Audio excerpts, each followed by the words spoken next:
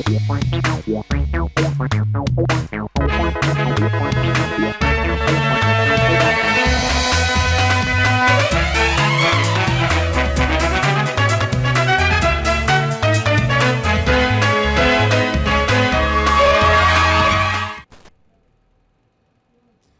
आप देख रहे हैं राष्ट्रीय समाचार और मैं हूं आपके साथ प्रिया पांडे। पहले एक नजर हेडलाइंस पर। बिहार मंत्री दिलीप जायसवाल का बड़ा बयान। नितिन नवीन के नेतृत्व में बीजेपी में शुरू होगा नया युग। युवा नेतृत्व से पार्टी को मिलेगी नई ऊर्जा और मजबूती। नीट छात्रा मौत मामला। बिहार पुलिस की जांच पर उठे सवाल। पूर्व डीजीपी करुणा सागर का सनसनीखेज आरोप। मुंबई महापौर चुनाव में सियासी सरगर्मी। संजय राउत का दावा, बीजेपी महापौर बनाने की खबरें भ्रामक। शिवसेना उद्धव गुट अभी निर्णय पर नहीं। दानापुर अतिक्रमण विवाद में केंद्रीय मंत्री संतोष सुमन का घेराव। महिलाओं ने किया विरोध, पुलिस ने आधे घंटे बाद निकाला सुरक्षित। केंद्रीय मंत्री शिवराज सिंह चौहान का कांग्रेस पर हमला। मनरेगा पर झूठ फैलाना महात्मा गांधी के सत्य सिद्धांतों के खिलाफ।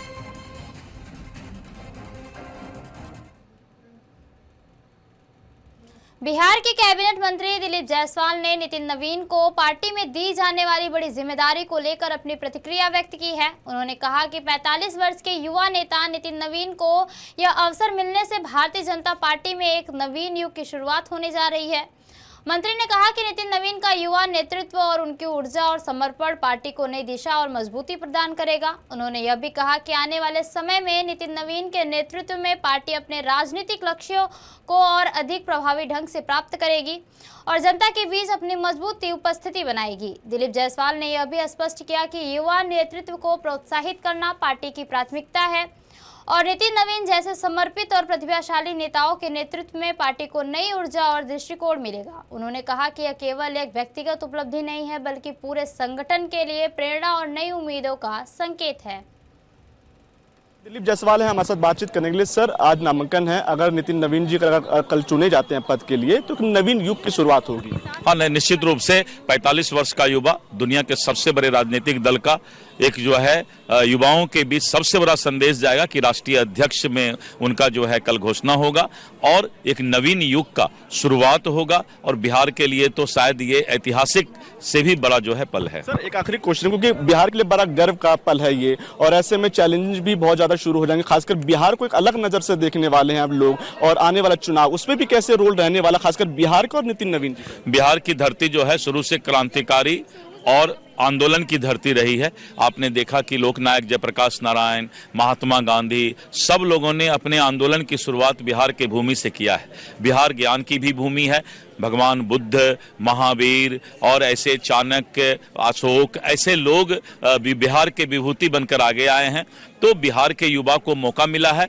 हम भगवान से प्रार्थना करते हैं कि आने वाले समय में युवा नेतृत्व को जो है और भी मजबूती के साथ भारतीय जनता पार्टी के संगठन और सरकार को आगे बढ़ाए। कितने प्रस्तावक हैं सर बिहार से? बिहार से 20 प्रस्तावक हैं। चलिए, बहुत बहुत धन्यवाद। हमारे साथ बात कर रहे थे बिहार में कैबिनेट मंत्री दिलीप जायसवाल, जिन्होंने कहा कि बिहार से 20 प्रस्तावक आए हैं और ऐसे में एक नितिन नवीन के नामांकन को लेकर जिस तरीके की प्रक्रिया चल रही है और ऐसे में एक नवीन युग की शुरुआत जो है बिहार के अंदर होने वाली है और बिहार को अब लोग एक अलग नजर से, एक अलग नजरिए से दिखेगा और आने वाले समय में है एक बड़ा रोल जो है नितिन नवीन का रहने वाला है। कैमरा पर्सन सुमित के साथ दीपक कुशवाहा की रिपोर्ट, दिल्ली।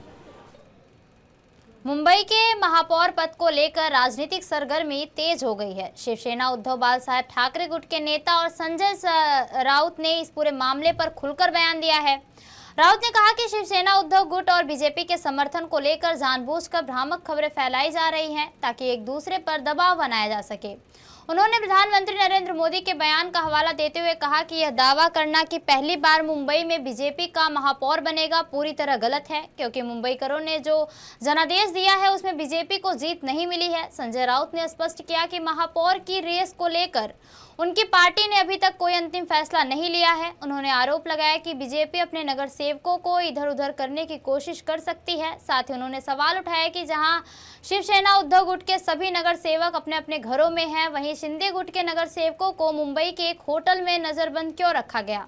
राउत ने आरोप लगाया कि एकनाथ शिंदे बीजेपी के नगर सेवकों को तोड़ने की कोशिश कर रहे हैं और मुंबई में ऐसा भी हो सकता है कि अंत में उन्होंने कहा कि मुंबई में हमेशा शिवसेना का महापौर रहा है और जिस दिन बीजेपी का महापौर बनेगा उस दिन शोक मनाया जाएगा। इसके अलावा दिल्ली की तर्ज पर मुंबई में प्रस्तावित बिहार भवन के निर्माण को लेकर भी संजय राउत ने कहा कि शिवसेना उद्धव गुट इस मुद्दे पर आवाज उठाएगा। कि मेयर बीजेपी का बनेगा, लेकिन कैसे बनेगा ये बोला नहीं मोदी जी। उनके पास बहुमत नहीं है बीजेपी के पास, तो ऐसा क्या बोलता है, वैशाखी लेकर, हम मराठी में बोलते हैं कुबड़े लेकर। अब उनके जो पार्टी के जो कोई है साथी सिंधेगढ़, उनके 20-25 लोग चुनकर आए हैं, वो उनको बंद करके रखा है।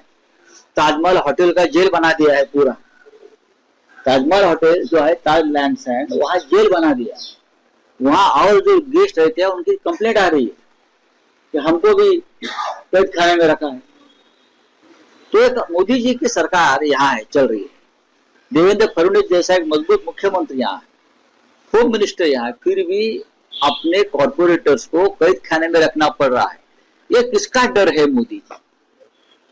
डर तो है ना, ये डर किसका है एक बार बता दीजिए कि अपने लोगों को क्यों बंद करके रखा है। हमारे नगर सेवक जो है खुला अपने घर में है, मातोश्री पे आते हैं, मीटिंग करते हैं, चले जाते हैं, हमको किसी का डर नहीं। दानापुर स्थित बेली रोड नहर के पास मांझी समाज के घरों को अतिक्रमण हटाने के लिए तोड़ा जा रहा था। इसी बीच स्थानीय लोगों में आक्रोश फैल गया और बड़ी संख्या में दानापुर से आई महिलाओं ने केंद्रीय मंत्री संतोष सुमन का घेराव कर दिया। मंत्री सुमन संतोष ने कहा कि उन्हें मामले की सही जानकारी नहीं है और जब मामला स्पष्ट होगा तभी प्रतिक्रिया देंगे। उन्होंने यह भी कहा कि कोर्ट का आदेश है कि जब तक आवास की उचित व्यवस्था नहीं हो जाती किसी का घर नहीं तोड़ा जा सकता। करीब आधे घंटे तक भीड़ में फंसे मंत्री को पटना पुलिस ने सुरक्षित बाहर निकाल लिया है।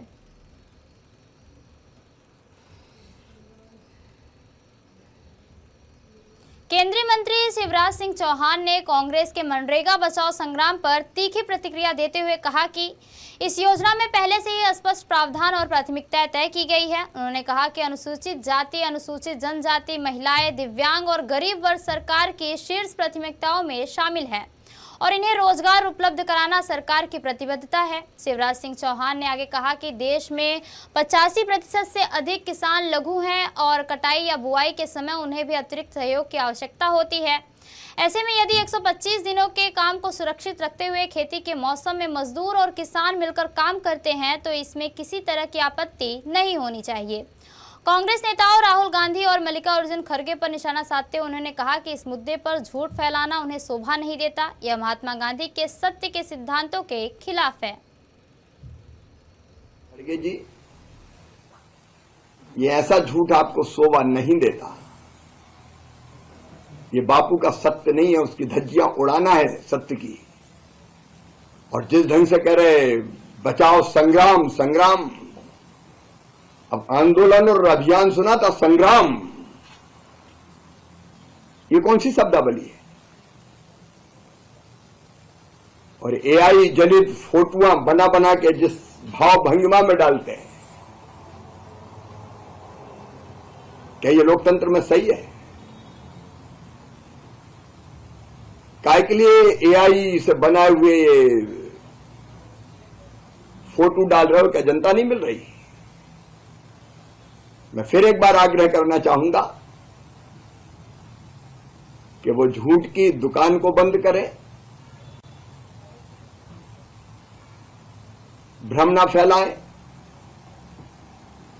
अफवाहें ना फैलाएं, वो सच को समझें और इसका समर्थन करें। और मैं फिर कहना चाहता हूं कि केवल अपना भाषण दे के निकल जाना ये भी लोकतंत्र नहीं है। उस समय राहुल जी कहां थे, मैं बार बार पूछता हूं जब इस पर बहस हो रही थी। धन्यवाद। चिली के सेंट्रल और दक्षिणी इलाकों में भीषण जंगल की आग से कम 18 लोगों की मौत हो गई। आग हजारों एकड़ में फैल गई, सैकड़ों घर जल गए और 50,000 से अधिक लोग अपने घर छोड़ने को मजबूर हुए। बायोबियो और नोबुल इलाकों में स्थिति सबसे गंभीर है, जहां तापमान 38 डिग्री सेल्सियस के ऊपर रहा है और तेज हवाओं ने आग को और भड़का दिया। आग ने घरों, स्कूलों, चर्चों और कारों को तहस नहस कर दिया है। कई जगह जली हुई लाशें मिलने से इलाके में मातम पसरा हुआ है। सरकार ने आपातकाल घोषित कर सेना की मदद लेने का फैसला किया है। लखनऊ के हजरतगंज कोतवाली लोक गायिका नेहा सिंह राठौर एक बार फिर अपना बयान दर्ज कराने पहुंची। इससे पहले 3 जनवरी की रात करीब 9 बजे वह अपने पति के साथ थाने पहुंची थी, लेकिन देर रात होने से कागजात की औपचारिकता और सुरक्षा कारणों के चलते पुलिस ने उन्हें वापस लौटा दिया था। 8 जनवरी को सुप्रीम कोर्ट ने नेहा सिंह राठौर की गिरफ्तारी पर रोक लगा दी थी। यह मामला पहलगाम आतंकी हमले के बाद उनके कथित आपत्तिजनक सोशल मीडिया पोस्ट से जुड़ा हुआ है, जिसे लेकर हजरतगंज थाने में एफआईआर दर्ज की गई है। एफआईआर में उन पर राष्ट्रीय एकता और सामाजिक सौहार्द को प्रभावित करने के आरोप लगाए गए हैं। ये है कि माननीय सुप्रीम कोर्ट का आदेश था कि मुझे 19/1/2026 को सुबह 11 बजे विवेचना अधिकारी के समक्ष उपस्थित होना था और जांच में सहयोग हेतु अपना बयान दर्ज कराने हेतु। तो बस आदेश का पालन करते हुए मैं यहाँ पर आ गई हूँ। ठीक 11 बजे से मैं यहाँ पर बैठी हुई हूँ। क्या आपकी मुलाकात अधिकारी से आपके बयान कर दी? नहीं, अभी किसी भी अधिकारी से कोई मुलाकात नहीं हुई है और मैं इंतजार ही कर रही हूँ। आगे देखते हैं क्या होता है। मालेगांव में आज एक दर्दनाक सड़क हादसा हो गया। मालेगांव तालुका के वरहाड़े गांव के पास पुणे से मालेगांव आ रही एक प्राइवेट बस और एक पिकअप ट्रक के बीच आमने सामने की जोरदार टक्कर हो गई। हादसे पर मौके पर ही 4 लोगों की मौत हो गई, जबकि 2 अन्य लोग गंभीर रूप से घायल हो गए हैं। घायल को तुरंत पास के अस्पताल में भर्ती कराया गया, जहां उनका इलाज जारी है। दुर्घटना के बाद इलाके में अफरा तफरी मच गई और पुलिस मौके पर पहुंचकर जांच में जुटी हुई है।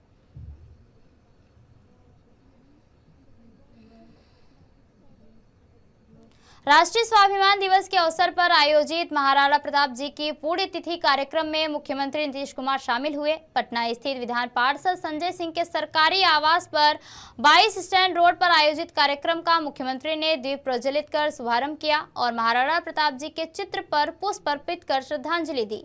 इस अवसर पर मुख्यमंत्री ने महाराणा प्रताप जी के साहस, स्वाभिमान और देशभक्ति को नमन करते हुए कहा कि उनका जीवन में आने वाली पीढ़ियों के लिए प्रेरणा स्रोत है। कार्यक्रम में विधान पार्षद संजय सिंह ने मुख्यमंत्री का स्वागत किया और इस मौके पर जल संसाधन मंत्री विजय कुमार चौधरी सहित जदयू के वरिष्ठ नेता, मंत्रीगण, जनप्रतिनिधि और बड़ी संख्या में गणमान्य लोग उपस्थित रहे।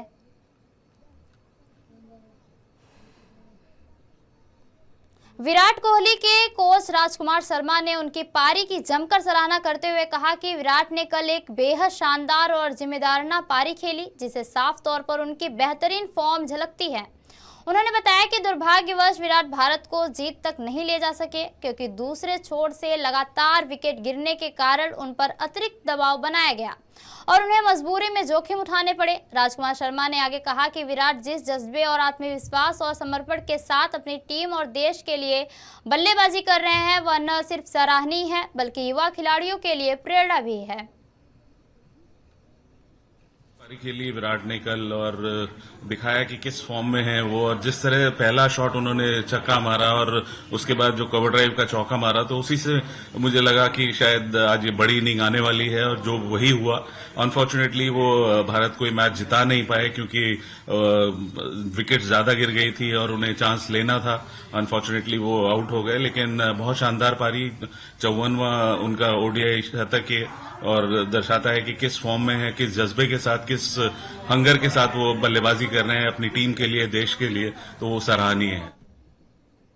मशहूर तीर्थ स्थल बेट द्वारका पर ब्राह्मणों और मंदिर ट्रस्टियों के बीच विवाद गहरा गया है। यजमान संस्कृति से जुड़े तीर्थ पुरोहितों ने बेट द्वारका स्थित द्वारकाधीश मंदिर में काली पट्टी बांधकर और मंत्रोच्चार के साथ मंदिर ट्रस्टियों के खिलाफ विरोध प्रदर्शन किया।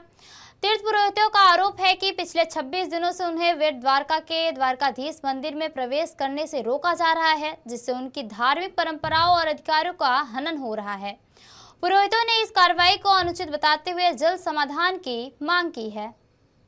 तीर्थस्थल बेट द्वारका पर यजमान संस्कृति से जुड़े तीर्थ पुरोहितों ने आज बेट द्वारका के द्वारकाधीश मंदिर में काली पट्टी बांधकर और मंत्रोच्चार करके मंदिर ट्रस्टियों के खिलाफ विरोध प्रदर्शन किया।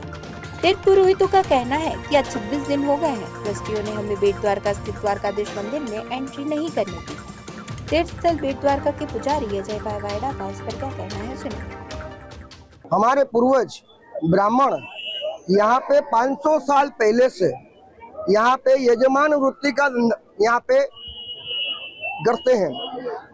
जो सभी यहाँ पूरे हिंदुस्तान के अंदर से कोई भी सनातनी हमारे द्वारकाधीश मंदिर के अंदर में भीतर में आता है तो हर जगह का एक सिस्टम होता है। तो वहाँ के जो तीर्थ पुरोहित होते हैं वो पूरा बही खाता, उसकी पीढ़ी दर पीढ़ी का नामा रखते हैं, जिनसे आगे आने वाले पीढ़ी को उसको प्रोत्साहन मिलता है, सनातन धर्म के विषय में वो जान सकते हैं। आज हमारी ये दुर्दशा हो गई है कि द्वारकाधीश मंदिर के भीतर के अंदर में ब्राह्मण परिवार को उनके यजमान को लेके जाने से वर्जित किया जा रहा है।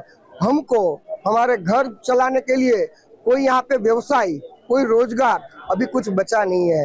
इतना समय से हम शांति और सुविधा के साथ में मंदिर प्रशासन के साथ में रह के एक दूसरे से कदम मिला के आगे बढ़ना चाहते हैं। जो हमारी पीढ़ी दर पीढ़ी मंदिर के साथ में रह के वो काम कार्य कर रहे हैं, लेकिन आज ये सबने सभी पंडित लोगों को, ब्राह्मणों को, यजमान वृत्ति करने वाले पुरोहितों को मंदिर से बाहर निकाल के सबको बेरोजगार कर दिया है।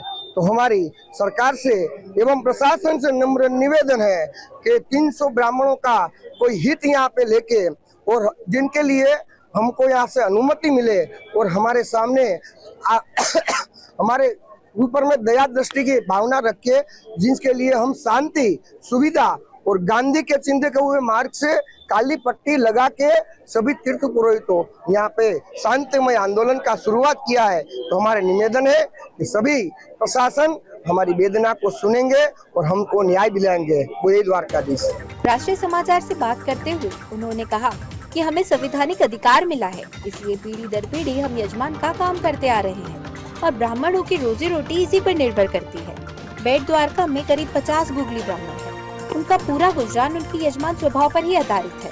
हम कभी अपनी मर्यादा नहीं भूले हैं और न ही किसी यजमान से गलत तरीके से पैसे मांगे हैं। इसकी बजाय हम बेट द्वारका आने वाले मेहमानों के साथ रहते हैं और भगवान कृष्ण का महत्व समझते हैं। प्रेसिडेंट बेट द्वारका गुगली ब्राह्मण समाज के धर्मेंद्र भाई ठाकर का इस पर क्या कहना है, सुनिए। आज रोज हमने ये काली पट्टी बांध के जो गांधी चिंता मार्ग से हम लोग ये विरोध कर रहे हैं, उसका एक बड़ा कारण है कि ब्राह्मण लोग मंदिर से जुड़े हुए हैं आदिकाल से। जब भी मंदिर की स्थापना हुई तब से, तो आज लास्ट 25 दिन से हमारा यात्री लोग, जो यात्री हमारे पहचान वाले आते हैं, दूसरे यात्री लोग हैं, उसको ले जाने का मंदिर प्रशासन ने जो बंद करवा दिया है और आगे भी ये लोग बंद ही रखना चाहते हैं। ऐसी मंदिर प्रशासन ने मेरे से बात किया है। तो इसके आगे भी हम इसी तरह का शांतिपूर्ण माहौल से विरोध करता रहेंगे। हमारा रोजी रोटी का साधन द्वारकाधीश है, मंदिर है, हम मंदिर से जुड़े हुए हैं, हमारा बंधारणीय अधिकार है जो छीना गया है। तो हमारी रिक्वेस्ट है प्रशासन से, मंदिर प्रशासन से, गुजरात सरकार से, इसका कोई ना कोई रास्ता निकल के हमारी रोजी रोटी चालू करे। इस गांव में और कोई सोर्स ऑफ इनकम है नहीं। आज आपने किस प्रकार विरोध किया है? आज हमने द्वारकाधीश हमारे इष्ट देव है, उसके सामने बैठ के काली पट्टी धारण करके संस्कृत के श्री सूक्त के पाठ किए हैं और भगवान को अर्जी किया है कि अभी हमारा कोई है नहीं, हम आपके शरण में आए, आप हमारे इष्ट देव है, तो आप ही कुछ ये लोगों को सद्बुद्धि दो और रास्ता निकाले और हमारा रोजी रोटी चालू हो जाए। यजमान उसी ब्राह्मण को जो भी दक्षिणा मिलती है उसका भी स्वीकार करते हैं, लेकिन पिछले 26 दिनों से ट्रस्टियों के तुगलिक फरमान के बाद उनकी रोजी रोटी पूरी तरह से रुक गई है। उनके बार बार ट्रस्टियों से आपसी सहमति से फैसला लेने की गुहार लगाने के बाद भी ट्रस्टियों ने उनका बॉयकॉट कर दिया है। क्योंकि ब्राह्मण अपने यजमानों के साथ बेट द्वारका मंदिर नहीं जाते हैं, इसलिए कुछ यजमानों को भी परेशानी हो रही है। इस घटना पर निधि उपाध्याय का क्या कहना है, सुनिए। जय द्वारकाधीश। मैं अहमदाबाद से आई हूँ और आज मैं अपने परिवार के साथ आई हूँ यहाँ पे। मेरे चंडीगढ़ से, बिहार से सारे लोग मेरे साथ आए हैं। हम लोग पहले 3 से 4 बार यहाँ आ चुके हैं। जो हमारे साथ ऑलरेडी हमारे पंडित जी होते थे, तो हम उनको कांटेक्ट नहीं कर पा रहे थे, क्योंकि उन्होंने हमें एक बार कांटेक्ट किया तो उन्होंने हमें बताया कि यहाँ पे तो इतना सब कुछ चल रहा है। तो हमें यहाँ पे आके बहुत दिक्कतें, हम लोग परेशान हो रहे हैं। बहुत आए हुए अभी सर हम लोग अभी बेट द्वारका आए हुए हैं, ठीक है। यहाँ पे कोई सुविधा नहीं है। हमारे पंडित जी होते थे तो हमें आसानी से दर्शन करवा देते थे, तो हमें कोई दुख तकलीफ नहीं होती थी। आज मैं अपने परिवार के साथ, मेरे साथ सीनियर सिटीजन्स भी हैं, तो उनको लेके जाना इतना भीड़ में तो वो पॉसिबल नहीं हो पाता है। तो बस मैं इतना रिक्वेस्ट करना चाहती हूँ कि जो भी यहाँ पे पंडित जी हैं उनकी आमदनी यही है। देखिए सीधी सी बात है, ठीक है। तो मैं यही रिक्वेस्ट करना चाहती हूँ हमारे प्रशासन से कि जो भी पंडित जी हैं उनको उनकी कमाई का वो मत रोकिए, ठीक है। कमाई का कोई, ठीक है, उनको भी ध्यान रखिए और उनको आगे लेके चलिए, ताकि आगे जो बूढ़े बुजुर्ग आते हैं इतनी दूर दूर से दर्शन करने के लिए, आम पब्लिक जो तकलीफ पा रही है वो ना हो उनको। धन्यवाद। मेजबानी का स्वभाव ब्राह्मणों का अधिकार है, जिससे बुजुर्ग और बीमार लोग दर्शन का लाभ उठा पाते हैं, जिसके बदले में खुश यजमान ब्राह्मणों को दक्षिणा देते हैं। इस तरह दोनों के समय से लगातार दर्शन के इंतजाम होते जाते रहते हैं और ब्राह्मणों की रोजी रोटी भी चलती है। इसलिए ब्राह्मणों का मेजबानी का स्वभाव जल्द से जल्द शुरू किया जाना चाहिए। इस पर अजय राठौड़ का क्या कहना है, सुनिए। आज 2 दिन से नहीं, पर मुझे 20 दिन से पता है कि जो बेट द्वारका के जो ब्राह्मण है उनको थोड़ा बहुत अन्याय, थोड़ा बहुत नहीं बहुत अन्याय हो रहा है। क्या है, गांधी जिंदगी मार्ग के प्रदर्शन क्या है, वो अच्छा प्रदर्शन है और इन लोगों को अन्याय हुआ है। वो नहीं मांगेंगे तो कौन मांगेंगे? अन्याय किस प्रकार का हुआ है? अन्याय अन्याय ऐसे हुआ है कि 100 साल से ये लोग, 100 साल से ऊपर ये मंदिर क्या सब व्यवस्था 40% के पार्टनर है मंदिर के, 40% के, 60% मंदिर पार्टनर है, 40% के ये लोग पार्टनर है और इसको आज मंदिर में नहीं जाने दे रहे हैं क्योंकि इसकी इनकम बंद हो रही है सबकी। तो आज ये पंडितों की परिस्थिति क्या है? आज की पंडितों की परिस्थिति एकदम खराब परिस्थिति है। इनकी रोजी रोटी 20 दिन से बंद है और हम लोग उसके साथ है, उसके टेके में है हम लोग। आगे की रणनीति क्या रहेगी? आगे की रणनीति ये लोग तय करेंगे, वो जो भी करेंगे उसके साथ हमारा टेका रहेगा। ब्राह्मणों की बात सुनने के बाद जब बेट द्वारका मंदिर ट्रस्ट के एक ट्रस्टी से बातचीत की गई तो उन्होंने स्पष्ट किया कि ट्रस्ट की ओर से ब्राह्मणों पर किसी तरह की कोई रोक नहीं लगाई गई है। ट्रस्टी के अनुसार डीएसपी के निर्देश पर एग्जिट गेट से आने वाले लोगों को रोका गया है ताकि मंदिर परिसर में किसी भी प्रकार की अव्यवस्था या हादसा न हो। उन्होंने बताया कि श्रद्धालुओं की सुरक्षा को ध्यान में रखते हुए सीमित संख्या में दर्शन की व्यवस्था की गई है। इस पर ट्रस्टी बेट द्वारका मंदिर के प्रमुख भट्ट का क्या कहना है, सुनिए। मैं यहाँ करीब 6-7 साल से ट्रस्टी में हूँ। हमने देखा है कि यहाँ जो गुगली ब्राह्मण हैं वो सब अपना धंधा कर रहे हैं और यात्रियों को गाइडेंस दे के अपना जो धंधा चला रहे हैं उसमें हमें कोई तकलीफ नहीं है। लेकिन ये ब्रिज बनने से 2 साल से ब्रिज बनने से यात्रियों का आवागमन बहुत ज्यादा हो गया और मंदिर में इतनी व्यवस्था पुराना है ना, तो व्यवस्था नहीं आने जाने की। इसलिए डीएसपी की सूचना के अनुसार हमने जो किया है कि भाई आउट गेट और एग्जिट गेट और इन गेट दोनों अलग अलग किया है। पश्चिम की तरफ यहाँ अंदर आने का गेट है और पूर्व की तरफ जो है वो एग्जिट गेट है। उसमें सब अपना समझते आते जाते धंधा करते हैं। लेकिन अभी ये नाताल की जो रजा आया वहां तक तो सब वीआईपी बोल के ले जाते थे, लेकिन हमारे यहाँ शुक्ला साहब करके आए थे तो उन्होंने मना किया कि भाई अभी एग्जिट गेट बंद करो आने के लिए और आगे से चलाओ। और गुजरात में ऐसा कोई है ही नहीं कि भाई जो दूसरे राज्यों में हो सके ऐसा कोई आने जाने का वीआईपी मार्ग हो। गुजरात में वो नहीं है, भले ज्यादा होता होगा लेकिन यहाँ है नहीं। हमारी कोई तकलीफ नहीं है। फिर भी यदि किसी को कोई तकलीफ है, ब्राह्मण को यात्रिक जो घुमाते हैं उसको कोई तकलीफ है तो हम आने वाला हमारी बोर्ड की जो मीटिंग होगा उसमें हम करेंगे बात और बातचीत करके जो नतीजा निकलेगा सर्वसम्मति से वो हम बताएंगे। ट्रस्टी ने कहा कि होस्ट करने का अधिकार ब्राह्मणों का है और ट्रस्टी को इससे कोई आपत्ति नहीं है। साथ ही उन्होंने आश्वासन दिया कि यदि किसी ब्राह्मण को किसी प्रकार की परेशानी है तो उसकी जांच की जाएगी और ट्रस्ट की अगली बैठक में इस समस्या के समाधान के लिए हर संभव प्रयास किया जाएगा।